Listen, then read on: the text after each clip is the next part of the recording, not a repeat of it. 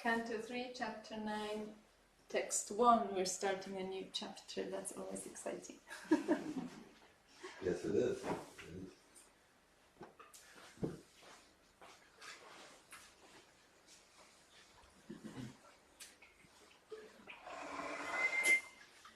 Is the sound okay?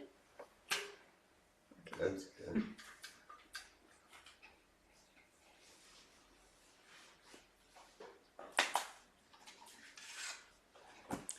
Om Namo Bhagavate Vasudevaya.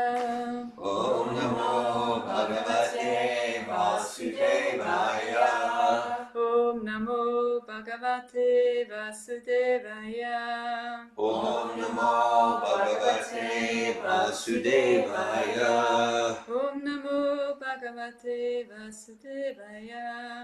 Om Namo Bhagavate Vasudevaya. Sayanam namaskritya naram jaivam naruttamam devim saraswatim yasam tato jayam udirayet. Before reciting the Srimad Bhagavatam, which is the very means of conquest, one should first offer his humble obeisances unto Narayan, the Supreme Personality of Godhead, unto Narayan Rishi, the supremmost human being, and to Mother Saraswati, the goddess of learning. Nasta prayeshva bhadreshu nityam bhagavata sevaya bhagavati uttama shloke bhakti bhavati naishtiki. Will you recite the translation, please? By regular attendance in classes on the Srimad Bhagavatam and by serving the devotee Bhagavat, all that is troublesome to the heart is practically completely destroyed, and loving devotional service to the Supreme Personality of Godhead, who is glorified by the transcendental songs of the Vedas, is established as an irrevocable fact in the heart. Thank you. That in itself is just like such a beautiful invitation to study Srimad Bhagavatam regularly. Yeah. All that is troublesome to the heart, and there's so much in this world, it will be purified from our heart just by listening, simply by listening. And I've been searching a bit into listening, singing the Shema prayers at Christmas time. Shema Israel, Adonai Eloheinu, Adonai Echad. And Shema is translated not just as one word, not just as listen. It's like hear with attention, hear with full presence, hear with urgency this message. And so I invite us all to hear Srimad Bhagavatam in this urgency, like there's nothing more important happening right now in the universe than what we're going to read. Hare Krishna. And as Srila Prabhupada also encourages to hear with our mind and with our body. Hear with our body and hear with our words. That's interesting, to hear with words. So we're going to start with the first verse in chapter 9, and it's Brahma. So in the last chapter we heard descriptions of how Lord Brahma saw Mahavishnu, and like all the beauty.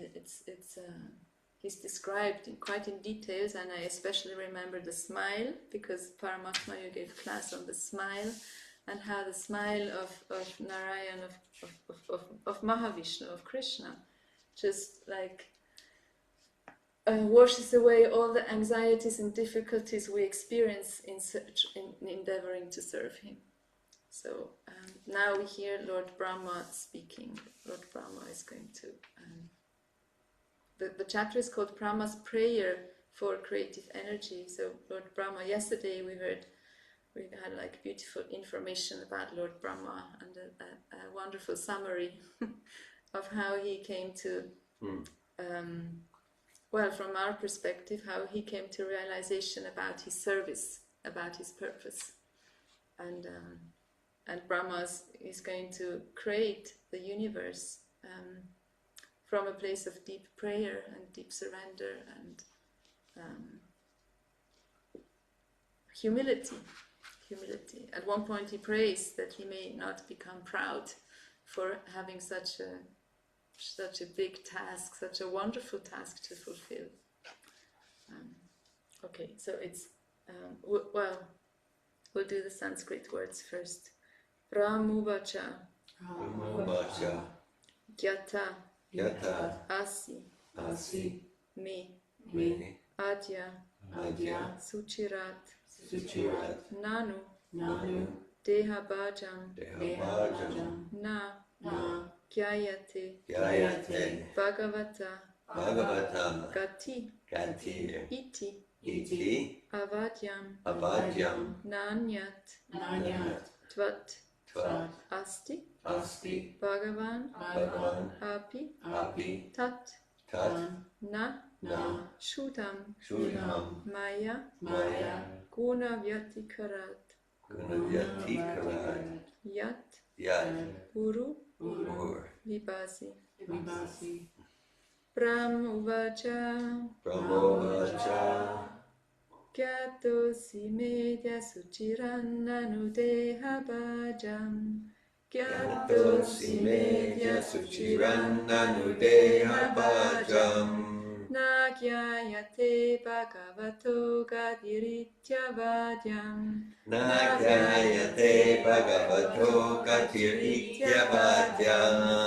Nanyat-vadasti bhagavan apitanna shutam.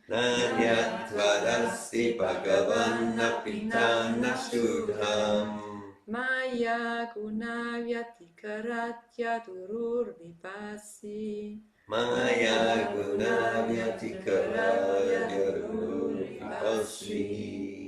Pramuvacha, Gyatosi medya suchirannanudeha bhajam.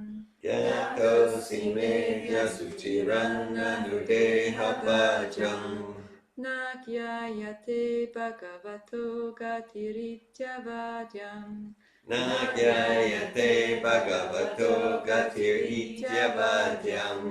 Nanyat-vadasti bhagavan apitanna shuddham.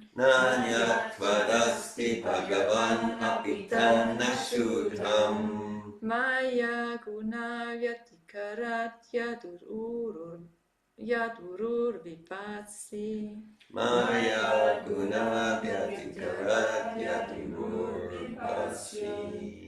Pramuvacha, Gyatosi medya suchirannanudeha bhajam.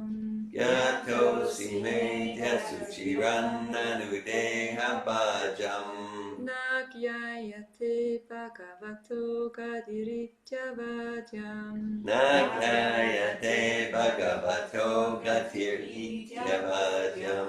Nanyat-vadasti bhagavan apitanna shuddham.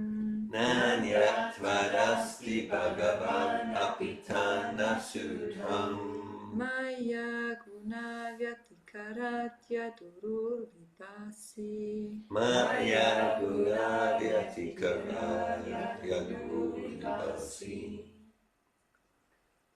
Brahmovacha,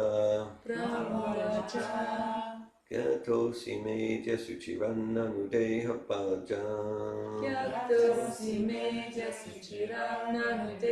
bhajam.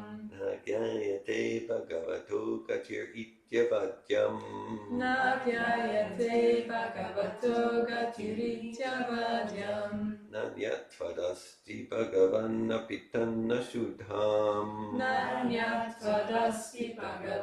apitanna shuddham. Maya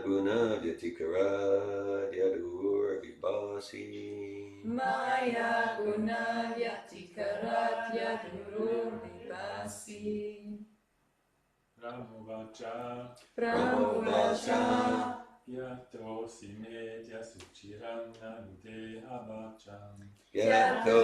medya suchirannanudeha bhajam. Nagyayate bhagavato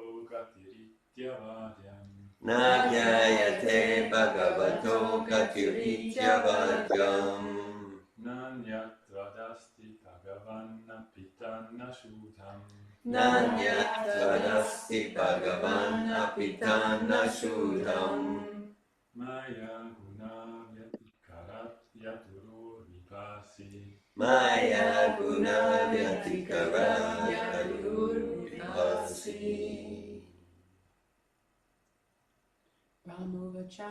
Brahmovacha Nato semiti asu chiram nanudeha bhajam Yato Simedya Suchirananudea Bhajam na yate bhagavato gatir iti abhadyam Nagyayate Bhagavato Gatir Ityabhadyam Nanyatvad asti bhagavan apitana sudham Nanyatvarasti Bhagavan Apitana Shudham Maya guna yatikara yad urur vibhasi Maya Guna Vyatikara Yadur Vibhasi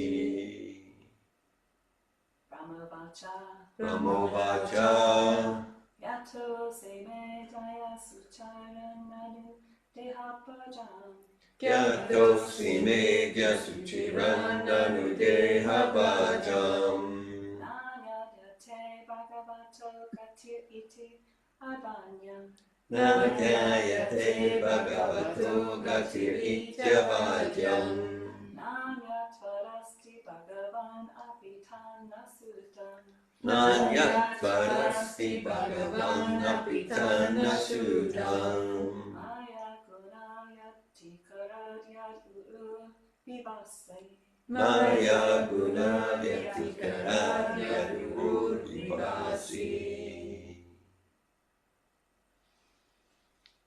Would anyone online like to chant the verse?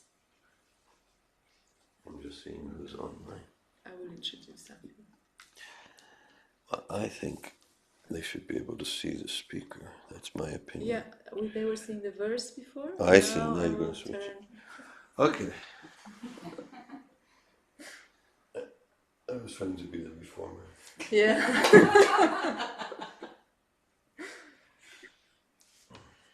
Okay. We'll do word for word with translation now. Brahma Uvacha. Brahmovacha. Lord Brahma said. Lord Brahma said Yata. Yata Known. known Asi. asi You are. you are Me. me By me. by me Adya. Asya Today. today Suchirat. Suchirat After a long time. after a long time Nanu. Nanu But. but Deha Bhajam. Deha Bhajan Of one who has a material body. of one who has material body Na. na Not. not Gyayate. Gayate Is known. is known Bhagavata. Bhagavata Of the personality of Godhead. Of the personality of Godhead. Gati. Gati Course. course Iti. iti So it is. so it is Avadyam. Avadyam Great offense. great offense Na anyat. Nayat None beyond. none beyond Tvat. but You. you Asti. Asti There is. there is Bhagavan. Bhagavan O my Lord. O my Lord Api. Api Even though there is. even though there is Tat. Tat Anything that may be. anything that may be Na. Na Never. never Shudam. Shudam Absolute. absolute Maya. Maya Material energy. material energy Guna Vyatikarat. Gunavratikarat Because of the mixture of the modes of. because of the mixture of the modes of Yat. Yat To which. to which Uru. Uru Transcendental. transcendental Vibhasi. Vibhasi You are. you are Translation. Lord Brahma said, O my Lord, today, after many, many years of penance, I have come to know about you. Oh, how unfortunate the embodied living entities are, that they are unable to know your personality. My Lord, you are the only knowable object, because there is nothing supreme beyond you. If there is anything supposedly superior to you, it is not the Absolute. You exist as the Supreme by exhibiting the creative energy of matter. Purport by Srila Prabhupada. The highest peak of the ignorance of the living entities who are conditioned by material bodies is that they are unaware of the supreme cause of the cosmic manifestation. Different people have different theories regarding the supreme cause, but none of them are genuine. The only supreme cause is Vishnu, and the intervening impediment is the illusory energy of the Lord. The Lord has employed his wonderful material energy in manifesting many, many wonderful distractions in the material world, and the conditioned souls, illusioned by the same energy, are thus unable to know the supreme cause. The most stalwart scientists and philosophers therefore cannot be accepted as wonderful. They only appear wonderful because they are instruments in the hands of the illusory energy of the Lord. Under illusion, the general mass of people deny the existence of the Supreme Lord and accept the foolish products of illusory energy as supreme. One can know the supreme cause, the personality of Godhead, by the causeless mercy of the Lord, which is bestowed upon the Lord's pure devotees like Brahma and those in his disciplic succession. By acts of penance only was Lord Brahma able to see the Garbhodakashayi Vishnu, and by realization only could he understand the Lord as he is. Brahma was extremely satisfied upon observing the magnificent beauty and opulence of the Lord, and he admitted that nothing can be comparable to him. Only by penance can one appreciate the beauty and opulence of the Lord. And when one is acquainted with that beauty and opulence, he is no longer attracted by any other. This is confirmed in Bhagavad Gita 259. Param drishtva nivartate. Foolish human beings who do not endeavor to investigate the supreme beauty and opulence of the Lord are here condemned by Brahma. It is imperative that every human being try for such knowledge, and if anyone does not so, his life is spoiled. Anything that is beautiful and opulent in the material sense is enjoyed by those living entities who are like crows. Crows always engage in picking at rejected garbage, whereas the white ducks do not mix with the crows. Rather, they take pleasure in transparent lakes with lotus flowers, surrounded by beautiful orchards. Both crows and ducks are undoubtedly birds by birth, but they are not of the same feather. Om Ajnana Timirandasya Gyananjana Shalakaya Chakshurun Militam Yena Tasmai Shri Guruve Namaha Shri Chaitanya Manopistam Stapitam Yena Bhutale Swayam Rupa Kadamayam Dadati Swapadantikam Vandeham Shri Guru Shri Yuttapada Kamalam Shri Gurun Vaishnavamscha Shri Rupam Sagrajatam Sahagana Raghunatan Vitam Tam Sajivam Sadvaitam Savadutam Parijana Saitam Krishna Chaitanya Devam Shri Radha Krishna Padan Sahagana Lalita Shri Vishakan Vitamscha Hey Krishna Karuna Sindhu Dinabandhu Jagatpate Gopesha Gopika Kanta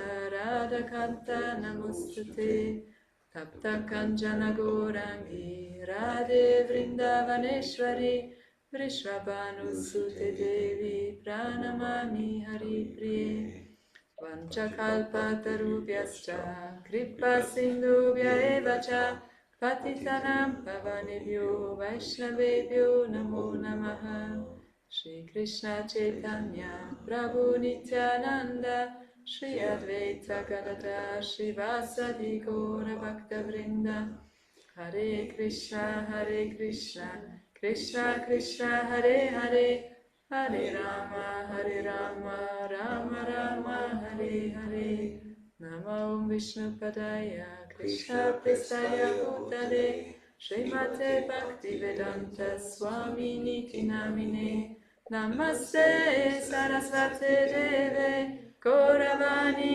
Prajarine Nirvishesha Shunyavadi Paschatya Deshatarine.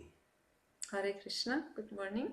So here in person we have Rosa and Valerie and Anasuya, Paramatma, Anuk, Noah and Dira Govinda. And online, good morning to Rachel, Devon, Damayanti, Rukmini and Kristen. Hare Krishna. Okay, so when I prepare for a class, often I read a verse and I think, oh, what can I say? I have nothing to say. And then I start to meditate on it, and then I could speak. Just more and more comes, and just reading the verse with you and hearing the vibrations. And, oh, I could speak about this and this and this. And I think that's maybe inspired by Lord Brahma's.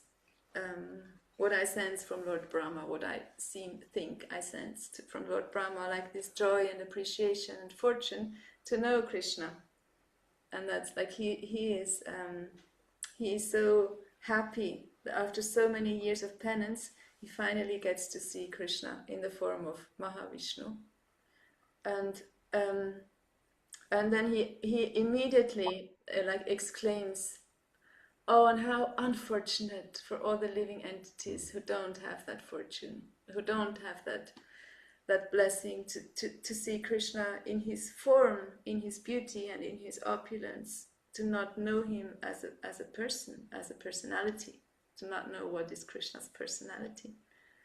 And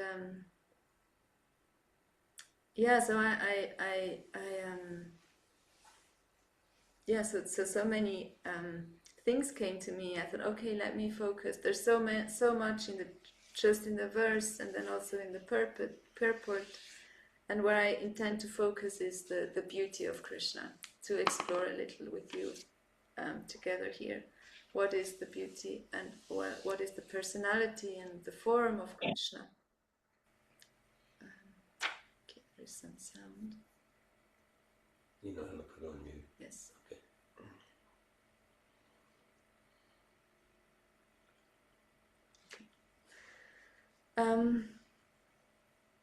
Well, Brahma also says there is nothing supreme like to you, to Krishna. And if something is supposedly, if we think something is supreme, it's only an illusion.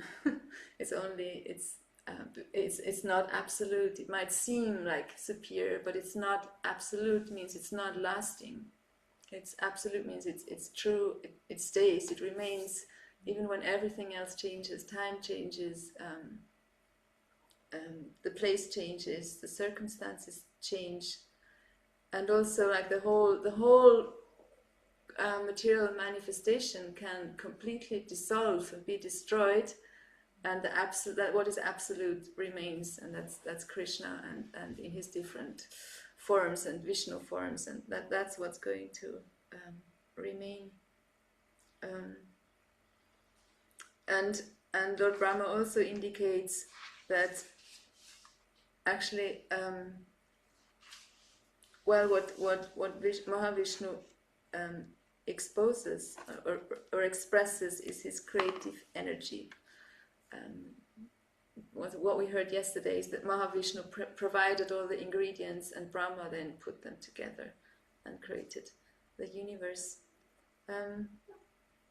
And then Srila Prabhupada, the first sentence, I will read it again because I find it so fun.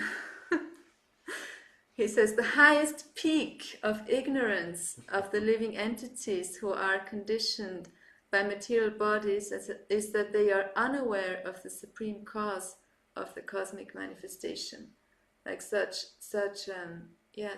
ignorance, he says, the highest peak of ignorance. I think of ignorance as low, and he says it's the highest, the highest peak is if we're not aware that someone has created this. Anything we can see actually.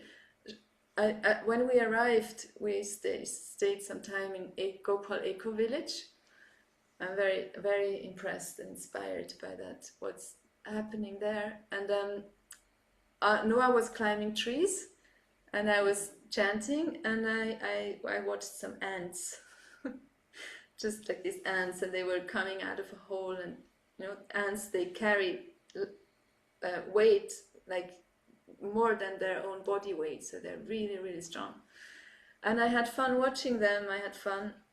And then I heard in a class by Srila Prabhupada just the next day, by studying material nature, we can learn about God, we can learn about Krishna. So yes, it may seem contradictory, because Abhi yesterday spoke about how there is boundaries with our capacity to observe, like he was speaking about science.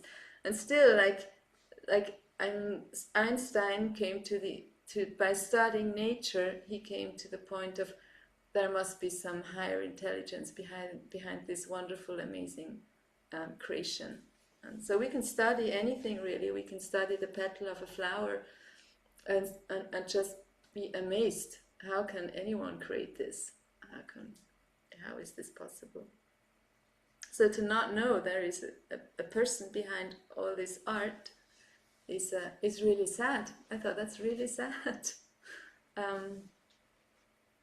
Yeah. And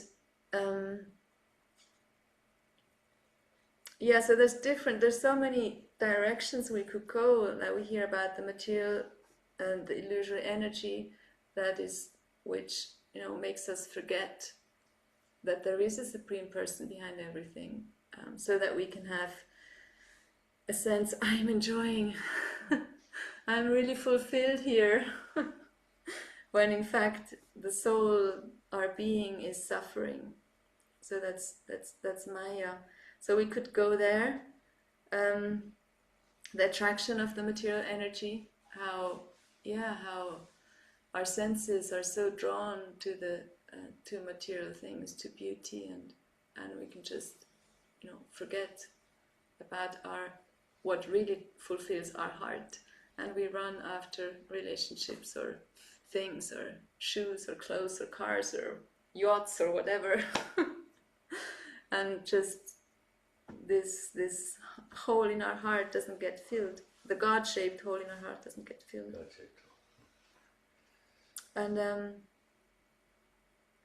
And what Srila Prabhupada also points at writes about is that to actually come to the place of meeting God as a person, as a personality, that's by God's causeless mercy, or the causeless mercy of the devotee. Like, thanks to Srila Prabhupada, we get to hear so many aspects of God. Like we said, his address, the place where he lives, his parents, his children, his friends, his enemies, what he wears, what he looks like, his scent, the sound of his voice.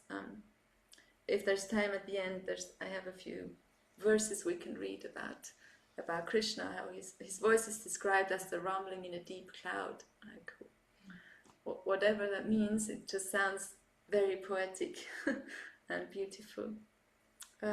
So that's the causeless mercy, that we're sitting here and reading Srimad Bhagavatam. That's Krishna's causeless mercy. We didn't do anything for it.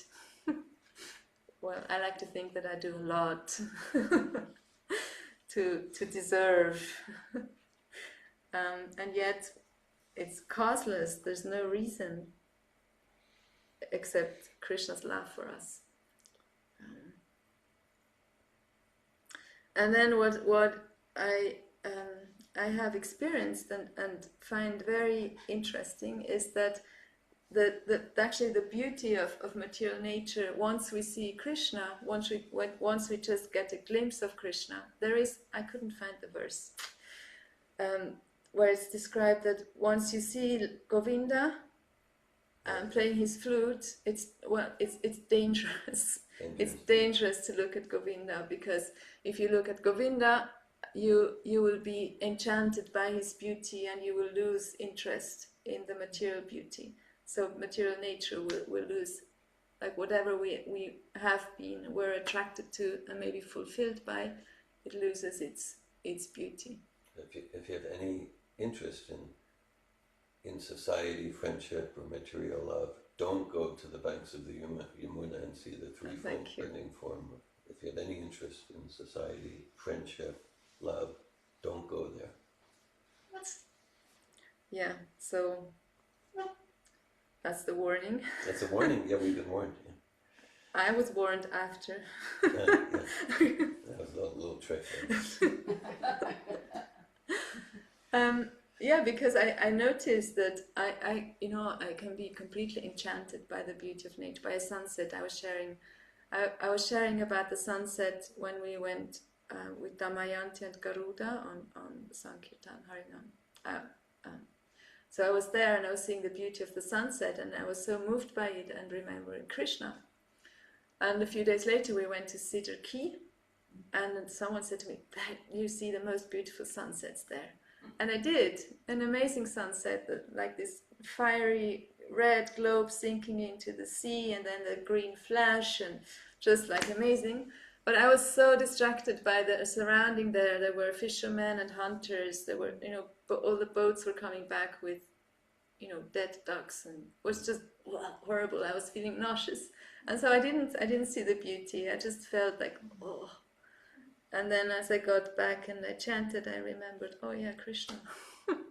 And now in my memory, the sunset was really beautiful, but at the time I didn't experience. I have that experience more and more. That I'm less attracted to things that like not way back, some little while ago, just attracted me. I thought, like, oh, let's go there, let's have that experience.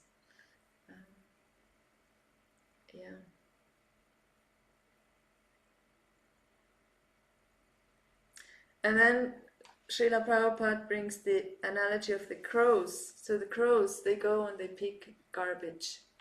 And that's at the very beginning of Srimad Bhagavatam, that when Vyasadeva had compiled all the Vedas,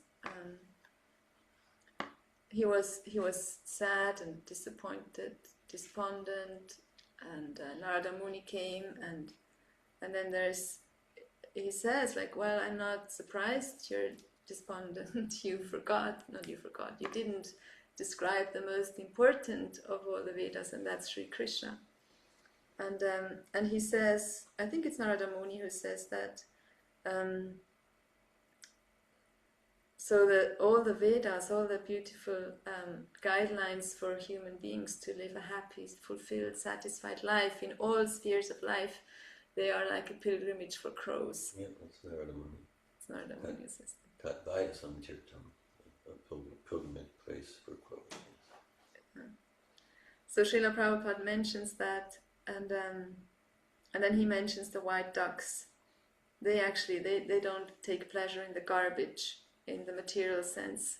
Enjoyment, they take pleasure in the clear waters and the lotus flowers and the beauties. So I feel encouraged to go for the rainbows and butterflies still. And actually I was remembering reading about the crows when I in 2022,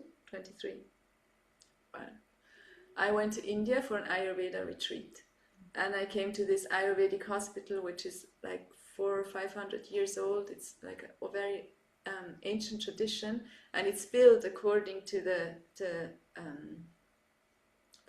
principles of Ayurveda, of Vastu, of what to put where, and very, very beautiful. And I got to see a level of sattva I never experienced before. Like such cleanliness and order and clarity. And there was a tree where the perfect place for the house. There was a tree, so they just built the house around the tree. And there's places for the snakes, and there's just a place for every living entity. And I was so moved, and I had this thought one day, like, oh, wow, I could maybe just move here with my family, or you can open a school. It's such a beautiful place. And I was meditating on that, And then I heard the sound. I had my eyes closed and I heard the sound and I looked, and then there was this big black crow before me.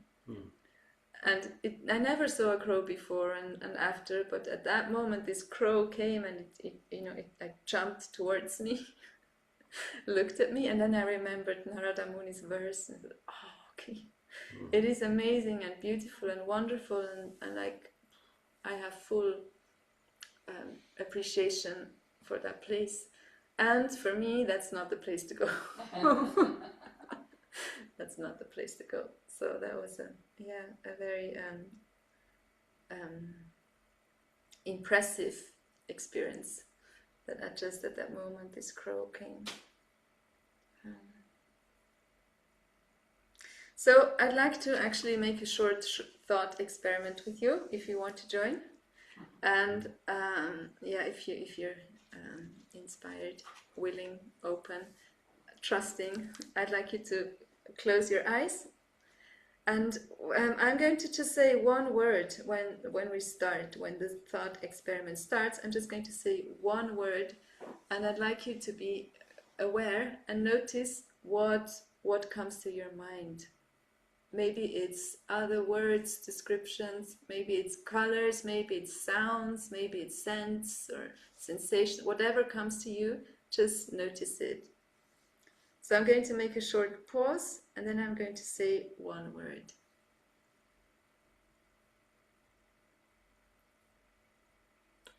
God.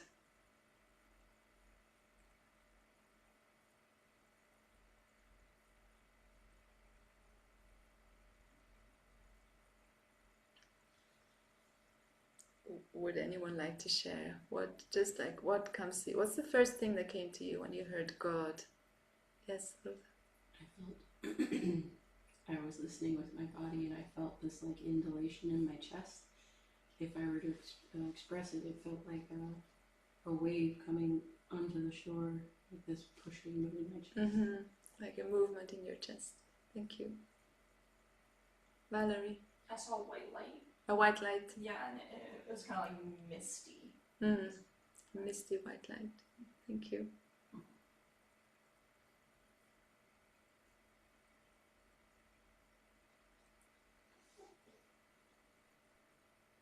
So what came up for me was water. Water. And mountains. Water and mountains. And mountains, yes. Rachel?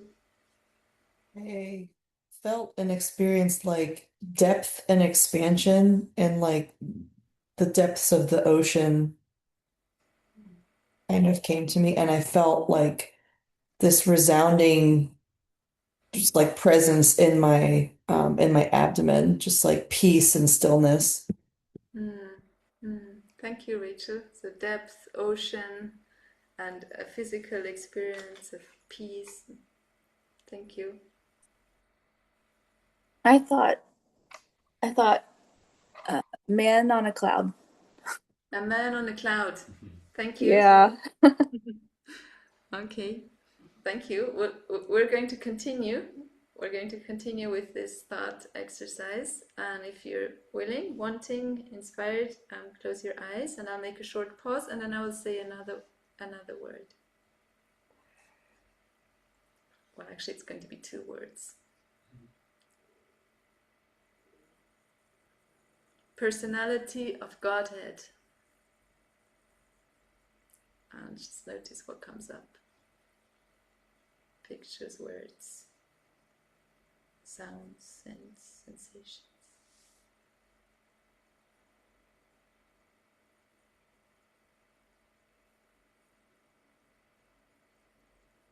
Would like to share? I'll share. Yes, Damayanti. I immediately smiled and shook my head like a no shape, but kind of laughing, and then I thought of Prabhupada and Bhagavad Gita. Thank you. So joy, laughing, smile, Bhagavad Gita, Srila Prabhupada. Thank you. Hare Krishna. Okay, on the first one, God, what came to me was the feeling and word lukewarm. Lukewarm. lukewarm, with some grayish and pink. And then with personality of Godhead, what's coming to me is warmth. Warmth. Warmth. Yeah, so God was more like lukewarm, and then personality of Godhead, warmth. Thank you.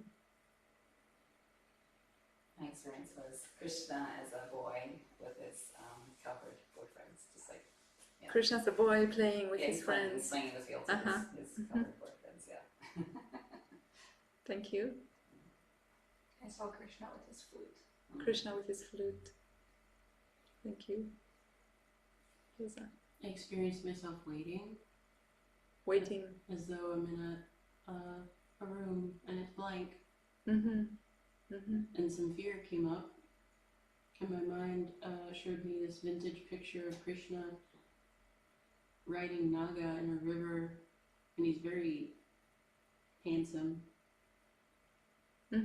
Yeah, so first there was like blank fear, and then you saw an image. Okay, we'll do one more round. Oh, you wanted to say something? I could, yes. I saw Srila Prabhupada. Oh. This word is for me very related to Srila Prabhupada. Personality of Godhead is Yes. related to Prabhupada. Yes, but I can, for me, the word feels so abstract. I haven't like a feeling, but a warm feeling to Srila Prabhupada. Thank you. We'll do one more round.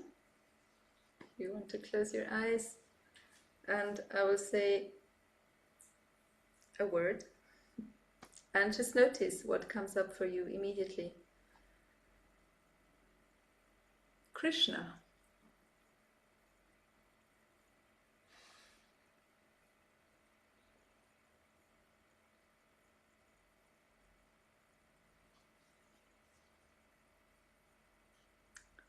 If anyone would like to share, what did you experience, see, feel, hear?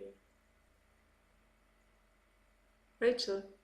You see the tapestry in David's temple room of Krishna, like floating above the lake, the water, with the reflection of all the trees, and there's like the halos around him, and he's playing his flute with his leg crossed.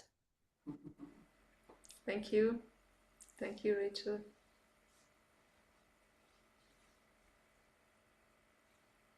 I first thought Radha. Radha. Krishna led you to Radha. Yes. Thank you, Anasuya. Hearts from Rachel. I felt a twang in my heart, and it made me smile. Thank you. Yeah, so thank you for joining this thought exercise. It really was an experiment. I was curious. Yeah, what will be the result? And I wasn't expecting a certain result, and yet I did have the suspicion that maybe when we that there will be a difference between God, Supreme Personality of Godhead, and Krishna. And I reflected on my own journey to come to understand that God is Krishna.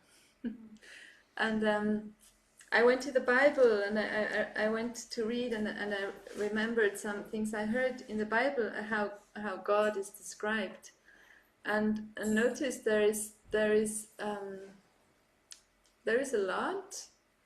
And yet the main picture I got was that God is in heaven. He's the Father in heaven, which is beautiful, it's soothing. And yet what does that Father look like, and what is he like? And we get some like Jesus shares these parables about like the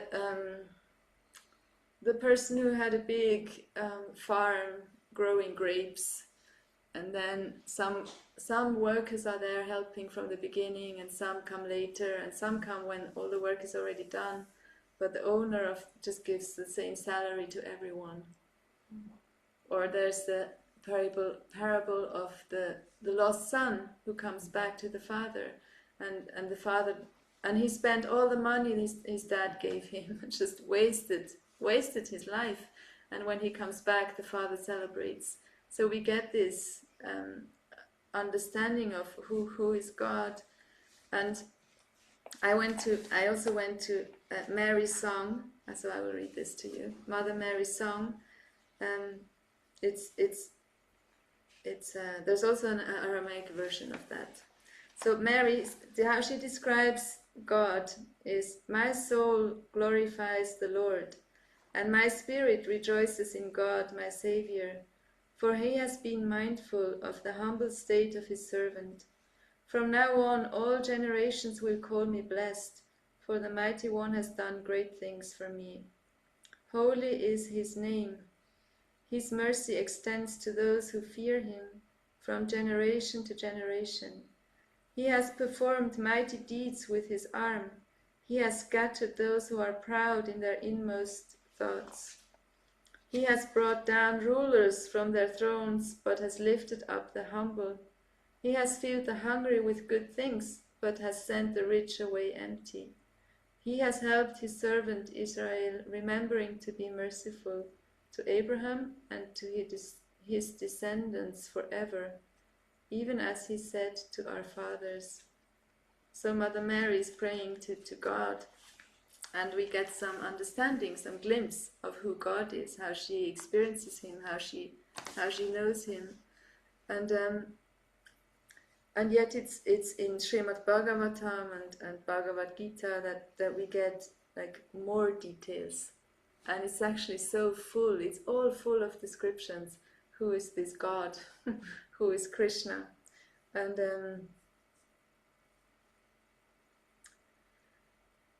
I was personally like doubtful, is this Krishna really God? I had no doubts that God exists, but is Krishna God? I had doubts about that. Until I woke up one morning having these words in my mind that I probably heard somewhere. I didn't consciously memorize them, but it was just there. It's Krishnastu Bhagavan Swayam, Krishnastu Bhagavan Swayam, Krishnastu Bhagavan Swayam. And I went to look, what does it mean? I put it into Google. And I came to the verse 1338 in Srimad Bhagavatam. 28, yes. I wasn't going to read that. But that it's there. It's Lord Brahma who says, yeah, it's Krishna is Bhagavan. Bhagavan is the one who has all opulences. He's the highest. He's that is Krishna. Krishna is God. So Krishna appears in our lives in so many ways. He's there all the time, and by reading and studying Srimad Bhagavatam, Bhagavad Gita, actually all the books that Srila Prabhupada has translated, they're just all descriptions of Krishna, and how to come, what we can do to express, show to Krishna, we really want to see you. And there's one verse in Sri Ishopanishad, which I'm going to read. It's mantra 16, which for me is like an inspiration to be in a prayerful place, like to connect with the longing in the soul to actually get to meet while the supreme, the ultimate object of love or lover, to come to that place. And it goes, "O my Lord, O primeval philosopher, maintainer of the universe, O regulating principle, destination of the pure devotees, well-wisher of the progenitors of mankind, please remove the effulgence of your transcendental rays, so that I can see your form of bliss. You are the eternal supreme personality of Godhead, like unto the sun as am I." So that's such a heartfelt prayer, like of someone. Actually, I don't know. Is it the Vedas personified? This is the Vedas personified speaking. Yeah, so they're praying, that they're seeing that's what I imagine. They're seeing the beauty in the sunset and the sunrise and the flower petals and in the world, and also they see the light, the light, the effulgence, and they're not satisfied with it. They want to see where is this all emanating from. They want to see behind, and they're praying for that. May that covering be removed from us. And for me, that's such an important attitude. Also, in reading about Krishna, we could say, oh yeah, Krishna book.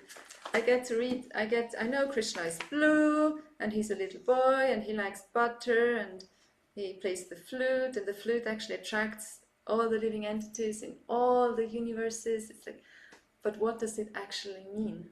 No, what do I really have realization of that? So to be in that prayer of let me fully understand and realize who is Krishna as the personality of Godhead, beyond my understanding of blue and flute and sound and rumbling in the clouds and smell of sandalwood, and just to be in that openness and discovery of what does it actually mean, what is it truly.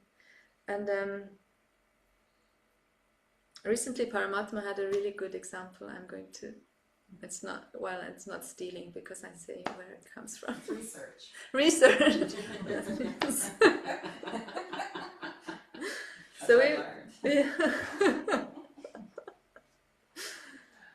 So we had a conversation with the kids. How do we know what Krishna about? We shouldn't make an image of God. What does this mean? And now we have Krishna here, blue and playing the flute. And what does this actually mean? How does this go together? And then Paramatma gave the example of looking at photos. Like when he looks at photos of the kids of Anuk and Noah, it's like, oh yeah, I know what they look like. But then actually seeing Anuk and Noah is a very different experience. I didn't recognize Valerie when she came for chanting. I only saw her online. And when I saw you in person, I didn't recognize you. So yeah, to just be in this awareness of, even if we might think we know, because we see the pictures, maybe we don't really know. There's more, because someone who actually realizes Krishna, is in tears. We would all be in tears here. At least that's my understanding. We'd be in tears hearing the names of Krishna. And then also we have Krishna appearing in his Archa Vigraha form.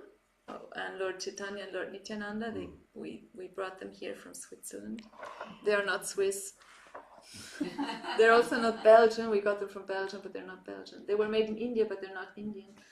They're Krishna. They're Lord Chaitanya and Lord Nityananda. So that's how Krishna appears to us also. And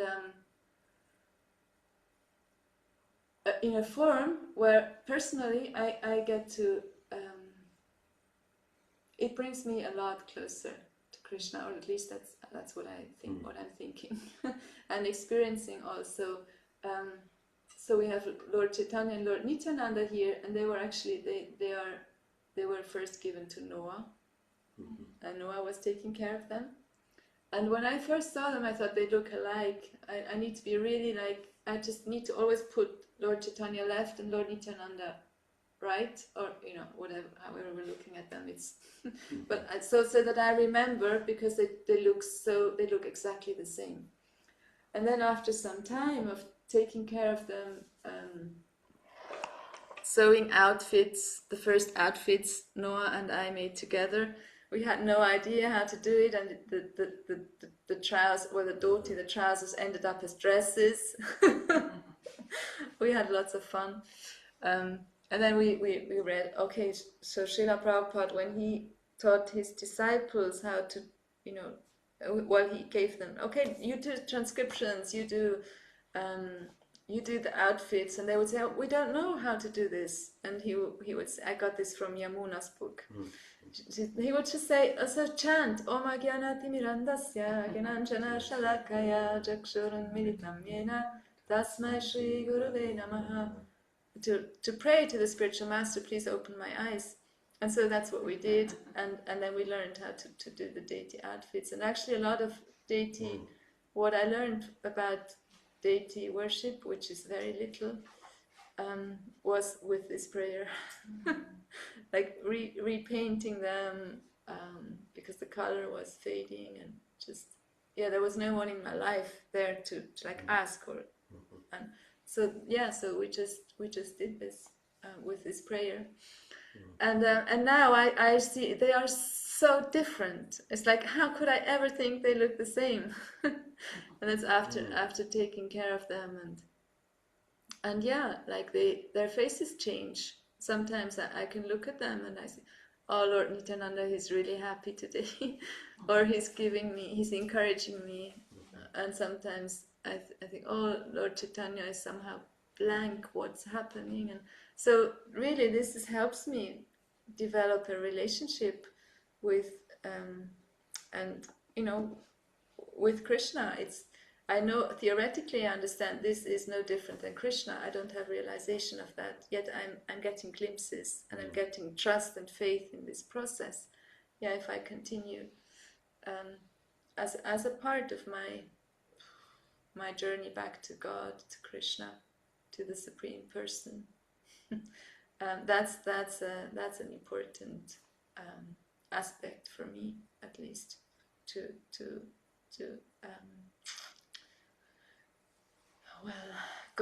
be a guardian of deities. And yesterday we visited Govinda and Shardia. Govinda Sire. And his mother. An early mover and shaker in the Savatov community, going back to 2002. Yeah.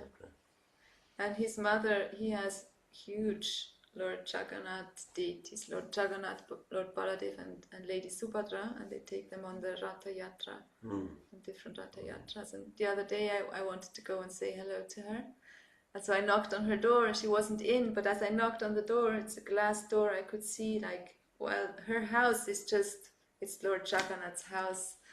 And I was so impressed. And also yesterday visiting the house of Govinda, Lord Jagannath is so present. He's just present in the home. And I was so impacted by this. That I woke up very early this morning and I was just thinking of Lord Jagannath. And often I don't sleep because I'm in anxiety.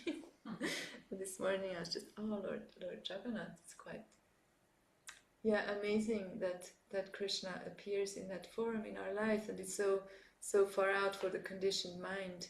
How is this possible?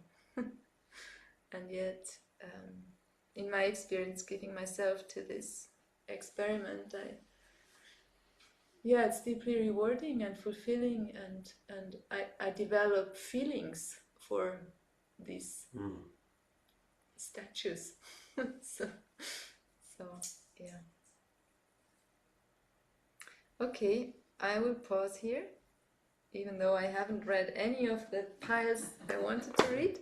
Well, a bit of it, but I will pause here, and I'm curious to hear your experience, your thoughts, questions, corrections.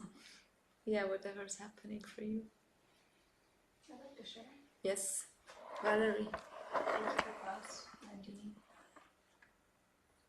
I was really relating to when you were sharing about your doubts of is Krishna God, because I've been in that question recently, and I've been noticing that I feel more comfortable saying God instead of saying Krishna. I've been in that question, is Krishna really God? So I wrote that verse down to meditate on that. And something I've also been noticing is that I actually felt more connected to God before I came into Bhakti, and that's like kind of conflicting for me. I'm like, well, what does that mean? Because that doesn't make sense to me, and maybe it's just that I have more perspective now than I did. Like I have a bigger perspective of where I am on the spiritual path. But I think it's hard for me to connect to Krishna. Like I don't really feel connected to Krishna. I feel more connected to God than to Krishna. And so I'm just curious about that. I'm in a lot of questions right now. Thank you for sharing your doubts and Yeah. questions of having a relationship with God, and then you're coming to Bhakti Yoga, which you said that's the process to get closer to God, and then you're not experiencing that closeness, Right. and it brings up doubts. Right. Yeah, so I'm in the question, well, what's my authentic relationship to God? What's my authentic relationship to Krishna? Because maybe I'm also getting caught up in the form. There's so many forms in Bhakti and so many of like rules, regulations, and maybe I get like attached to those and I'm doing those, but then I'm not in touch with the essence. So I'm like, what is the essence, and how do I connect to that? What is prayer really, and how do I live in a prayer? How can my life be a prayer? Yeah, it sounds like there's so much information coming to you and so many forms of God and Krishna, and at one side it brings up like doubts and maybe insecurities, and then at the same time you're what I'm hearing is like an urgency to go to the essence, to really go to the essence. What's the essence of Bhakti Yoga? What's the essence of a loving relationship to God, to Krishna? And what is authentic for you? Yeah, thank you. Yeah, I'm thinking, it's not a formed thought, but when you were reflecting that, I was thinking like, if I'm connected to the essence, then the form will take whatever form it's going to take, you know. But if I'm just connected to the form, which I feel like right now I'm just attached to the form, but I'm not connected to the essence, and so it doesn't feel authentic. But if I'm connected to the essence, like maybe that's the authenticity will come from that place. Yeah, to shift your focus on the essence and really being in this urgent question of what's the essence, and then the form will follow. Thank you. Thank you for sharing. Yeah, I'd like to share something that came to my mind as you were sharing, and love relationships came to my mind. You know, like worldly love. Like I met Paramatma when I was 15 and he was 60. I fell in love, and then it's all pink clouds, and there's just a spontaneous attraction. Like I can't think of anything else. I can't eat and sleep. I can just only think of this person. And then after some time, this fades, and then what starts is like the work, the work, and it comes with commitment. So like, okay, so I commit to this person, and whatever happens, whatever comes up, I'm staying committed to this person, and then like the mature love or the true love starts to grow, and it's not. It's not this spontaneous, which is nice because we don't need to do anything. It's just, and then the work starts, and the work is also like really rewarding, and it brings us to authenticity and clarity and strength and like being anchored. That's a great analogy for relationship to Krishna. Thank you. Dear Govinda. Hare Krishna, thank you for your class and presentation, Anandini. That you just said that you to not make a form of God, and that comes from the what's called the Old Testament, the Hebrew literatures. My understanding, though, of the actual Hebrew is that that's not what it says. It actually says the opposite. Just interesting point, because it came up. So my understanding of Hebrew, we have Rukmini here, that's her mother language, so she could certainly say more if she chooses. But she's at work. Okay. So the Hebrew uses the term alpanai. It's part of the Ten Commandments, like Ten Commandments: honor thy mother and father, follow Shabbat, and things like that. And as I mentioned during some of our Christmas programs a week and a half ago, there seem to be more and more devout Christians who are following Shabbat in the Jewish way, Friday night to Saturday night, back to forms. The Hebrew is al panai, and al is like a negative. Panim means face, and I means God, my. So what God's actually saying in the Ten Commandments there is He's saying, yeah, don't worship any form except for my form. Because when Moses came down from the mountains, came down from Mount Sinai, and then he saw the Jews headed by his brother Aaron, they were worshiping a golden calf. So God's cautioning, yeah, don't do idol worship. Idol worship means to worship something as absolute, something as spiritual that's actually material. So don't worship money, material money. Of course, if money is used in God's service, then it becomes Lakshmi, the demigoddess Lakshmi. Yeah, don't worship a material form, a material political hero, entertainment hero. Yeah, don't worship anything material. That's idol worship. Don't do that. And essentially, God's saying, and do serve and worship the form of God. So it's very interesting because that particular commandment, that whether in Judaism, Christianity, or Islam, has come to be known as like clear evidence that God has no form. God's saying, I have a form, serve that, worship that, and don't worship anything Maya or material. So that came to me in the same way, and I appreciated where you went with the conversation. So like material forms. So we know the material form is not the actual person. Even though we know that, somewhere inside of ourselves, we have a conception of form being non-different than person, form being identical with person. Mm-hmm. It's a disturbing example, but just like if we think of someone we love, and there's a picture, we wouldn't throw darts at the picture. We'd become revolted. We'd become that's be so painful. Well, how come? The picture, it's just paper.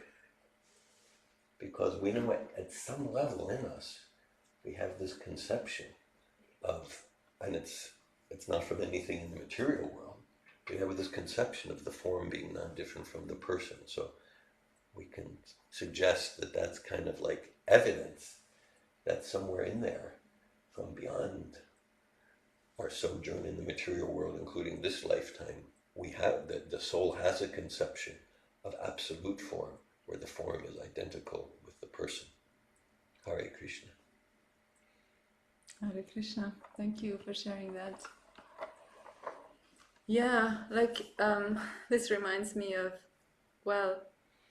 we have, so you're saying we have a conception of that, and yet it does take some level of awareness to actually, there's a Swiss politician, a lady, recently it was a big thing in the medias, because she was playing arrows and she was playing dart, and she used the picture of Lord Jesus Christ. Oh.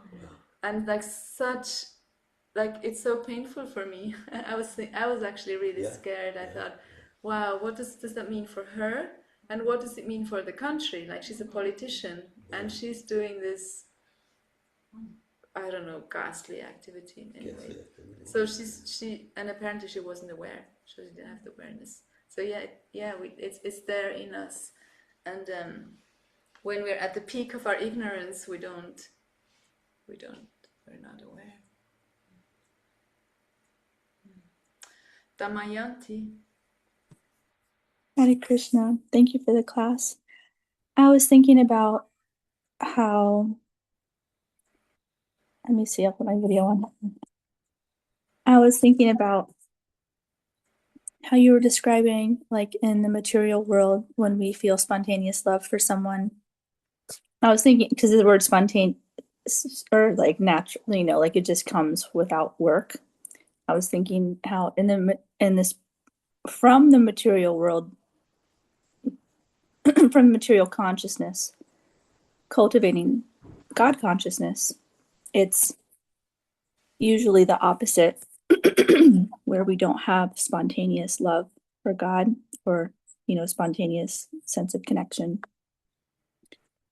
And, in our practice, we're given so much knowledge. And one of the things that we're taught by Srila Prabhupada is that there's like these there's like different descriptions of stages to getting to love of God. But there's like these two categories, one being spontaneous love of God, and this is a little bit in response to Bhaktin Valerie's question about connecting to the essence of God. And that's how it came up.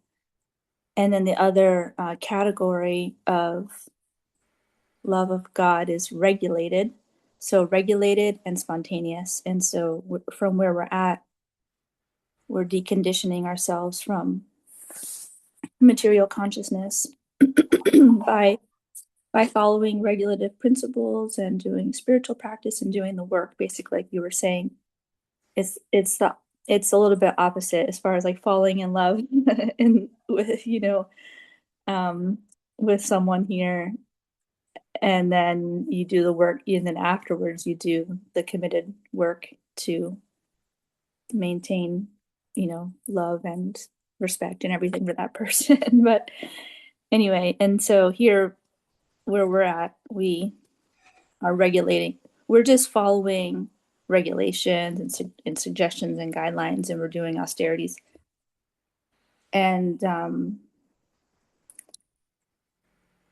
well, it's not like simple, Well, I mean, it is simple, but we are given a lot of information by Srila Prabhupada, and then the work is challenging to like clear everything out of the way and connect at that essential level to our creator. Anyway, I don't know where I'm going, but I'm just thinking about the regulated love of God and spontaneous love of God. And I think, well, I guess what I want to say ultimately is that the spontaneous love of God, clear of all that material conditioning, it's like a privilege that we earn. I guess I'm thinking like we can have glimpses, like we're given gifts now and then on the path of like what it feels like to be God conscious and connected to God and spirit and to ourselves. And it's a mercy given to us as well. It's not all like on our plate too. We show up by doing the regulations and obviously sincere prayer. Anyway, it's just a journey. Okay, if you have any thoughts on that, that's Thank all I you. want to share. Thank you, Damayanti. I appreciate your sharing. Yeah, what comes to me is that our world is like a twisted reflection of the spiritual world. So I gave this example of falling in love, and then developing then going to do the work. And you're saying, yeah, with Krishna, it's opposite. Like there's it seems that there is some kind of attraction. It's not like spontaneous love of God, yet there is some attraction, and then to really deepen it, to come to the pure place of unconditional love and pure devotional service, that then we're guided through a practice, through sadhana practice, and that and we have so many. It's like, for me sometimes it's like we have a whole library of recipe books, possibilities, what we can put into our sadhana. And then for me it's important to focus on Srila Prabhupada, so I'm following Srila Prabhupada, and his guidelines are actually in essence very simple. It's chanting 16 rounds and following the regulative principles, like keeping away from activities that will just cover my consciousness, and that's my understanding of the basic. And then there's so many other things we can add, like deity worship or following Ekadashis or celebrating the festivals, and yeah. And in essence, it's about always remembering Krishna and never forgetting him. Yeah, so in a sense it's simple, and the work can be really challenging. So we should be like the white ducks and find other white ducks and support each other. That's what comes to me hearing. I'm thinking like that this, because even we can think of like different things we could get attracted to, like, oh yeah, really, yeah, whatever. I love that song on the radio, or some infatuation with the person, and things that are relatively superfluous, external to the self. And then even, if we look at, let's say, at the intellectual level is more subtle than material level. And so you might have like an intellectual fashion that's not just like a clothes fashion might be for a year. An intellectual fashion might be for 300 years, a philosophical movement, or like that. Okay. A religion for thousands of years. Yeah, religion in the external sense. We're talking about love for the personality of Godhead, love of God, love for Krishna, Nityasiddha Krishna Prema Sajikabhanoi, Shravanadi Shudachite Karyodai. We quoted that yesterday, that love for Krishna, the Supreme Personality of Godhead, is eternally situated in the hearts of all living entities. And that's why Srila Prabhupada would emphasize that this chanting Hare Krishna, Krishna Krishna, Hare Hare, Hare Rama, Rama Rama, Hare Hare. It's not something external. It's the original consciousness of the soul. And so this natural love, it's awakened by hearing and chanting. And I guess my emphasis here is that this is the subtlest, deepest place of the very ground of our being. That place of love of Krishna. And so it kind of makes sense. It's not going to be like, whoa, whoa, yeah, like I have this fad, or even that might be there, but then it makes sense that I'm just like steadily there from conditioned life for like 4 trillion lifetimes as like that, and then I'm just steadily on that. So like Srila Prabhupada representing Brahman and Narada Muni and a whole line of disciplic succession, he's giving us this process to go to this subtlest, finest, most tender place of the very core of our being. And it makes sense that it's going to be a process. It's not necessarily going to be like a lightning flash. There could be lightning flashes, but to be steadily there, and then that's enduring. Then it's not like, I like that song on the radio. I really love that piece of cloth, or I really love this, infatuated in material sense, or even a philosophical movement that's mundane. But then that's enduring. That's eternal. And so yeah, it kind of makes sense. It's going to require, from the conditioned state to get to the conditioned state means I'm living in the illusion that I'm this body, and I'm American, I'm male. There's all these material identifications to go from there to the very deepest, most nuanced, subtle place of the ground and substratum of our being, love of Krishna. That's going to require dedication, and to whatever extent we reawaken to that original love, then that's enduring. As Krishna says, Neha Bikramo Nashoste Patyavayuna Vijite Swapamapyasya Dharmasya Traite Matobaya.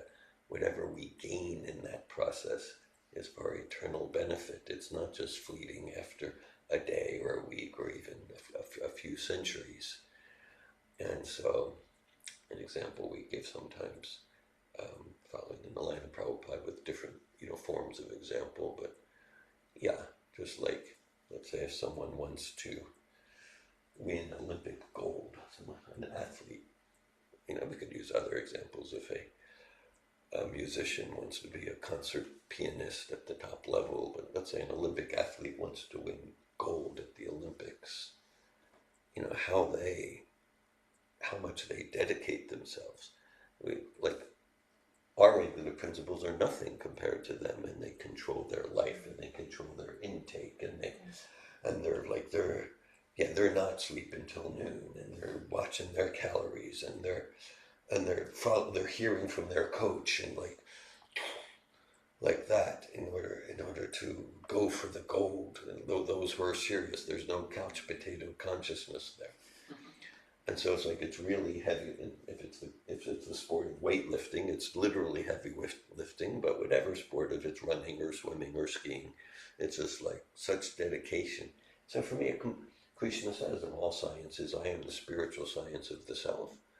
And so whether it's science or sports or art,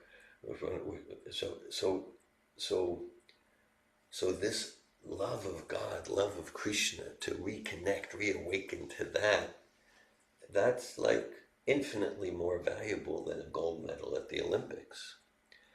For me, it makes sense that we really want it. We need to be at least as dedicated as the Olympic gold medal athletes to our goal. This is to our goal. To me, that makes sense.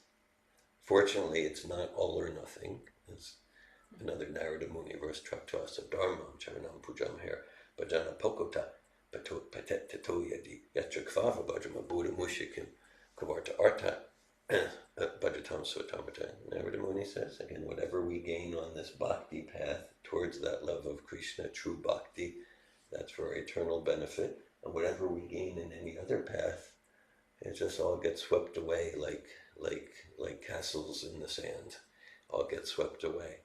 And so, but if we really want to connect with that, it makes sense that it's going to require even more dedication than like someone going for the gold in the Olympics. Hare Krishna. Hare Krishna, Deva Govinda, thank you. Yeah, it's when you're sharing, I'm thinking of we need to go to the most authentic place, like the deepest authenticity, that's love of God. Yeah. And so to come to that place, it means, which was also a conversation. Oh, Kristen's no longer here. Yeah, like the dying process, like really going through this process. I let all my false identifications die. I'm like a constant, okay, no, I'm not this, I'm not that, I'm not that. And they can all die. I let them die, and then the true, like the deepest, authentic, the absolute in us can be revealed and come forward, and that's our home.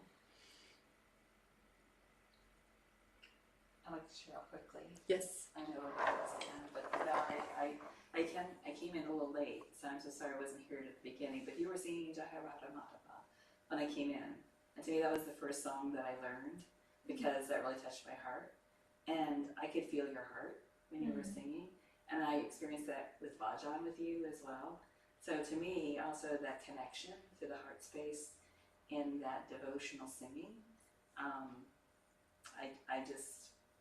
I feel like that's when I'm most connected. Like I love Mother Melanie when she had a lot of the bhajans at her home, and we would take turns leading, and each person has their own individual way of singing to the Lord, and so yeah, I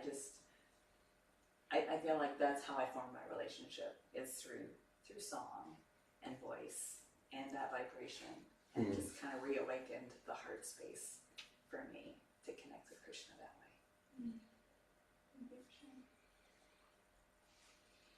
Thank you, Anastasia.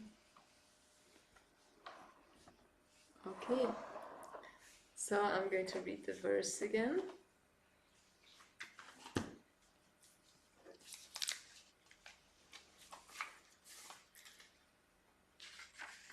Lord Brahma said, "O my Lord, today, after many, many years of penance, I have come to know about you.